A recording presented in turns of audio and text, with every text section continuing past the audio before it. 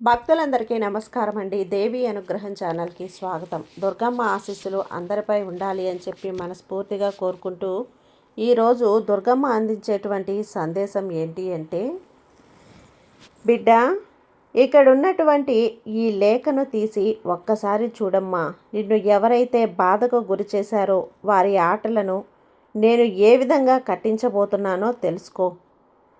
మరి ఈరోజు అమ్మవారి సందేశం వినే ముందుగా అమ్మవారి ఒక్కసారి మన ఛానల్ని కనుక మొదటగా ఎవరైనా చూస్తూ ఉన్నట్లయితే ప్లీజ్ సబ్స్క్రైబ్ చేసుకోండి ఫ్రెండ్స్. వీడియో నచ్చితే కనుక లైక్ చేసి సపోర్ట్ చేయండి. ఇక వీడియోలోకి వెళ్ళబోయే ముందుగా ఒక్కసారి మనకు తెలిసిన గురువుగారు శ్రీ వారాహి అమ్మవారి జ్యోతిష్యాలయంలో జ్యోతిష్యం చెప్తున్నారు. గురూజీ సుబ్రహ్మణ్యం రాజు గారు. Contact number 9989794560. ఈ గురువుగారు ఎలాంటి సమస్యనైనా సరే ఫోన్లోనే పరిష్కరించేస్తారు. నమ్మకంతో కాల్ చేయండి గురూజీ సుబ్రహ్మణ్యం రాజు గారికి. నెంబర్ 1 స్త్రీ పురుష వశీకరణ స్పెషలిస్ట్. భార్యాభర్తల మధ్య కలహాలు రావటం, ప్రేమించుకున్న వారు దూరం అవ్వటం, మనశ్శాంతి లేకపోవటం, శత్రుపీడ, నాగదోషం, నరఘోష, శత్రు ప్రయోగాలు, ఆరోగ్య సమస్యలు, ఆర్థిక సమస్యలు, కుటుంబ సమస్యలు, మానసిక సమస్యలు మరియు ఎటువంటి సమస్యలనైనా సరే పూజల ద్వారా, పరిహారాల ద్వారా శాశ్వతమైన పరిష్కారాన్ని అయితే గురువుగారు చూపిస్తారండి. గురూజీ సుబ్రహ్మణ్యం రాజు గారు. Contact number 9989794560. ఇక వీడియోలోకి వచ్చేస్తే, బిడ్డ, నీకు ఎవరైతే ద్రోహం తలపెట్టాలని, ఎవరైతే నిన్ను నీ మనసుని బాధ పెట్టాలని మాటలు అంటూ ఉన్నారో, ఎవరైతే నిన్ను నలుగురిలో అవమానాలకు గురి చేస్తూ ఉన్నారో వారందరినీ కూడా నేను తప్పకుండా శిక్షించబోతున్నాను. నిన్ను మాటలతో కావచ్చు, చేష్టలతో కావచ్చు, నిన్ను కన్నీరు మున్నూరుగా బాధ పెట్టిన వారిని ఎవరినీ కూడా నేను విడిచిపెట్టను. కాబట్టి అటువంటి వ్యక్తులకు నేను ఏం చేయబోతున్నానో, వారికి తగినటువంటి శిక్ష ఏ విధంగా వేయబోతున్నానో తెలుసుకొని నీ మనసుని ఇప్పుడైనా కానీ నిబ్బరంగా ఉంచుకో. అసలు ఈరోజు అమ్మవారు మనకు ఏ విధంగా ఈ మాటలనేది మనం అవమానపడ్డామో, ఎవరి వల్ల మాటలు పడ్డామో, ఎవరి వల్ల బాధలు పడ్డామో తెలియదు, కానీ అమ్మవారు ఈ సందేశాన్ని అయితే మనకైతే పంపించేశారండి. ఈ సందేశం రూపంలో ఈరోజు అమ్మ ఈ లేఖలో ఉన్నటువంటి సందేశాన్ని అమ్మవారు మనకు ఎలా వినిపించబోతున్నారు, ఎలా మనకు తెలియజేయబోతున్నారు తెలుసుకోవాలి అంటే అమ్మవారిని మనస్ఫూర్తిగా ఒక్కసారి మనసులోనే మననం చేసుకొని ఈ లేఖనైతే ఒక్కసారి తీసి చూడండి. ఈ లేఖను తీసిన తర్వాత దీంట్లో అమ్మ మనకు పంపించిన సందేశం ఏంటి అంటే, అనవసరంగా లేనిపోని ఆలోచనలతో అసలు ఇక్కడ ఈ సందేశంలో ఉన్నటువంటి అర్థం ఏముందిలే, ప్రతిరోజు కూడా వినేదే కదా అని చెప్పి అనుకోకుండా ఒక్కసారి పూర్తిగా ఈరోజు ఈ వీడియో ద్వారా మీకు వచ్చినటువంటి మంచి మాటలు చక్కగా చాలా ఉన్నాయి కాబట్టి తెలుసుకో. నీ జీవితంలో కొన్ని సంఘటనలు, అలాగే మలుపులు, మెలకువలు, ఒక్కొక్క దానికోసమైతే ఒక్కొక్కసారిగా మీ జీవితమే తలకిందులైపోతూ ఉన్నటువంటి క్షణాలు మీరు ఎదుర్కోవచ్చు. కానీ ఈ సందేశాన్ని ఈరోజు మీరు వింటే చాలా ఆనందంగా, మనసు ప్రశాంతంగా ఉంటుంది. ఈరోజు నీ కన్నీళ్ళన్నీ కూడా శాశ్వతంగా దూరం చేయబోతున్నాను. కాబట్టి జాగ్రత్త.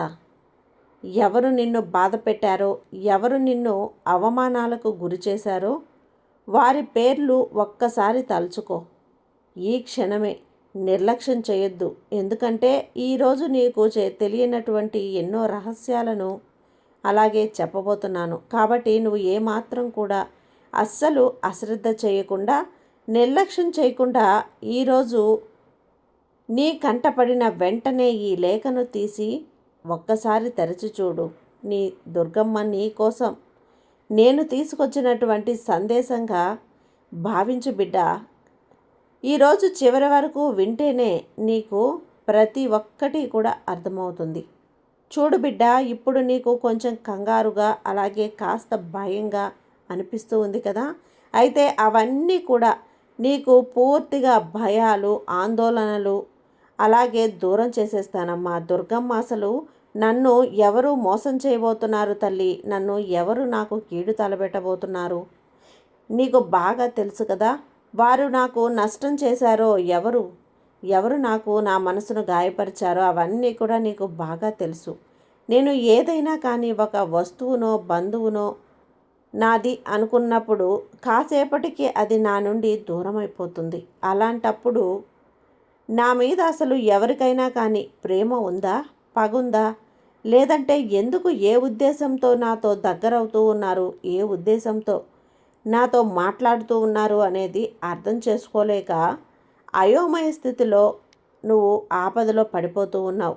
అంటే నువ్వు ఎప్పుడు కూడా నా దగ్గరకు వచ్చి నన్ను ఏదో ఒక విధంగా జాగ్రత్తగా కాపాడుతావు, కానీ నా చుట్టూ ఉన్నటువంటి మనుషులు నమ్మక ద్రోహులైపోయి నన్ను ఎప్పుడూ కూడా ఏదో ఒక విషయంలో నా మనసుకు కష్టపెట్టే విధంగా మాట్లాడటం కానీ, లేదంటే నన్ను బాధ పెట్టడం కానీ చేస్తూ ఉన్నారమ్మా.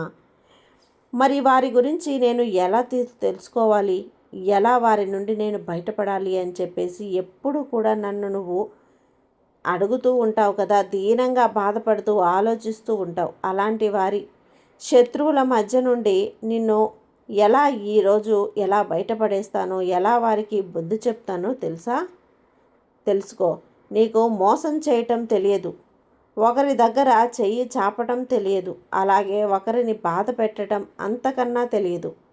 ఒకరిని మోసం చేయటం, వారు సంతోషంగా లేకపోతే నువ్వు చూస్తూ ఆనందంగా ఉండటం కూడా నీకు తెలియదు. నీ తెలివితేటలతో, రెక్కల కష్టంతో, నీ శ్రమతో నువ్వు నీ జీవితంలో ఎదుగుతూ ఉన్నావు కదా. నీ తిండి నువ్వు తింటున్నావు కాబట్టి నిన్ను చూసి నవ్వే వాళ్ళందరూ కూడా నిన్ను చూసి అవమానాలు చేసేవాళ్ళు.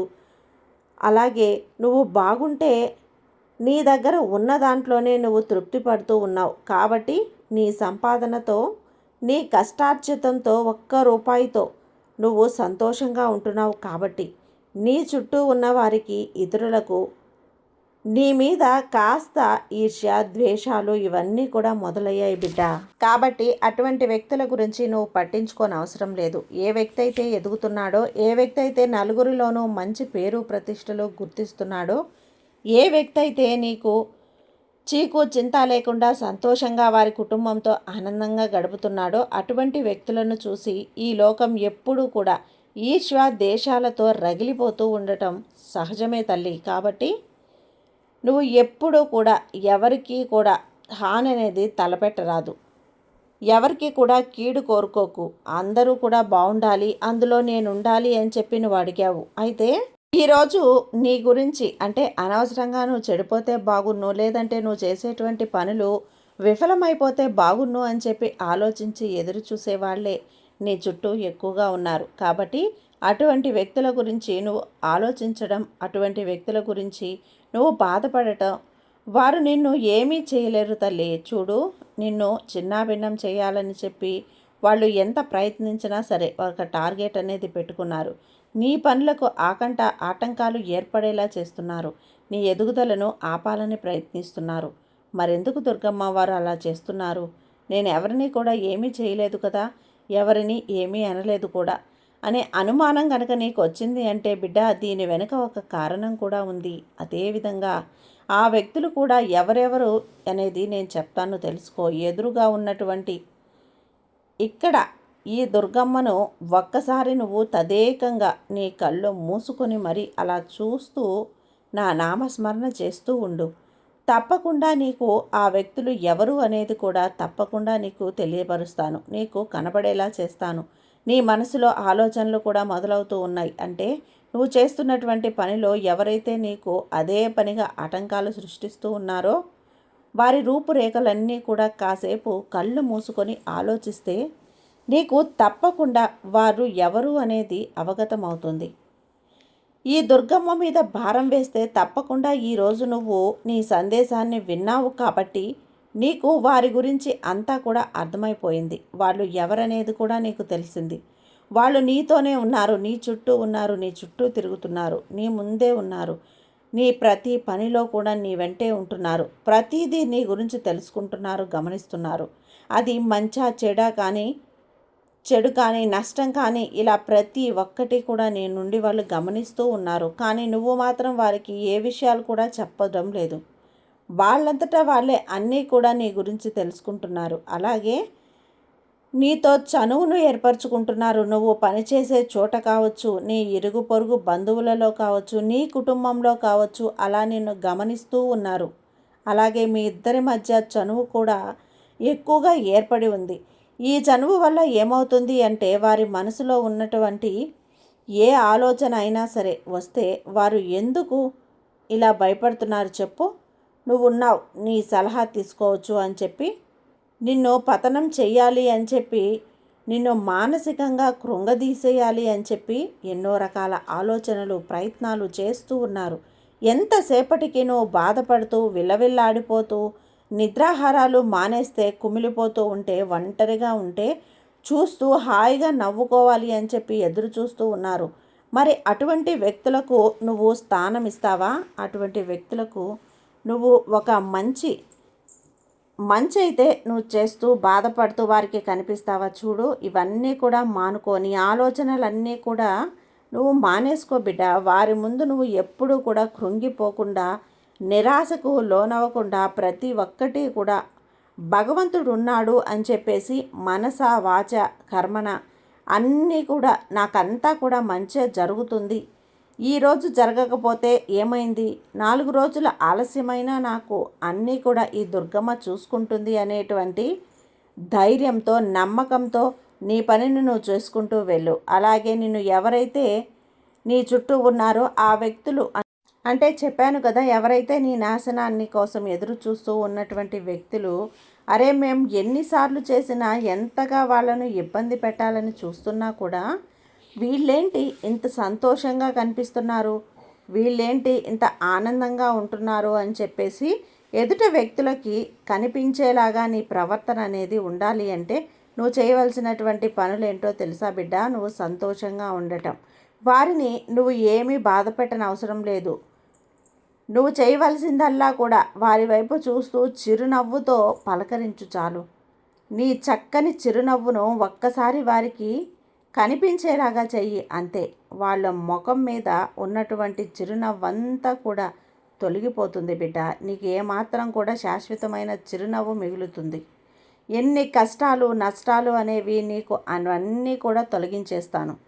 నీ మనసులో ఉన్నటువంటి ఆలోచనలన్నీ కూడా తొలగించేస్తాను. కాబట్టి ఆ వ్యక్తులకు మాత్రం నువ్వు కాస్త దూరంగా ఉండు. వాళ్ళకు మంచి చిరునవ్వుతో నువ్వు కనిపించాలి. ఇదే నువ్వు వారికి ఇచ్చేటువంటి గొప్ప బహుమానం కావాలి.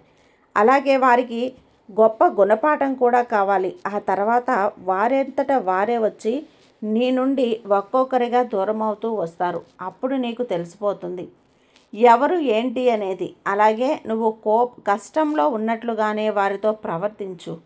అలాగే నీ దగ్గర ఎటువంటి ఆదాయ మార్గాలు అనేటివి లేవని వారితో చెప్పు.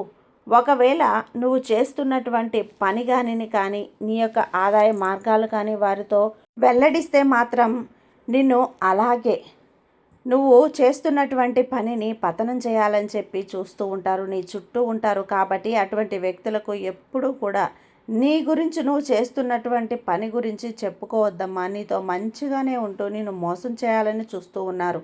నువ్వు పని చేయటం కావచ్చు, లేదంటే ఇతరేతర ఏ ప్రదేశాల్లోనైనా కావచ్చు, నిన్ను దెబ్బ కొట్టాలని చూస్తూ ఉన్నారు. నీకు నచ్చినటువంటి అవకాశాలను లాగేసుకోవాలని చూస్తున్నారు. కానీ అదంతా కూడా వారి తరం కాదమ్మా. వారి వల్ల ఎన్ని జన్మలెత్తనైనా సరే వారి వల్ల అవ్వదు. ఏది చేసినా మనిషి వల్ల ఏది అవ్వదు అనేది నువ్వు తెలుసుకోవాలి. కాబట్టి ఏదైనా తలుచుకుంటే భగవంతుడు ఈ దుర్గమ్మే తలుచుకోవాలి. మంచైనా చెడైనా భగవంతుని ఆశీర్వాదంతో జరుగుతుంది. అలాంటి వాళ్ళు నీ ముందు ఎన్ని ఆటలు ఆడినా వాళ్ళ ఆటలన్నీ సాగుతాయో చెప్పు. ఎప్పుడూ కూడా నువ్వు భయపడద్దు.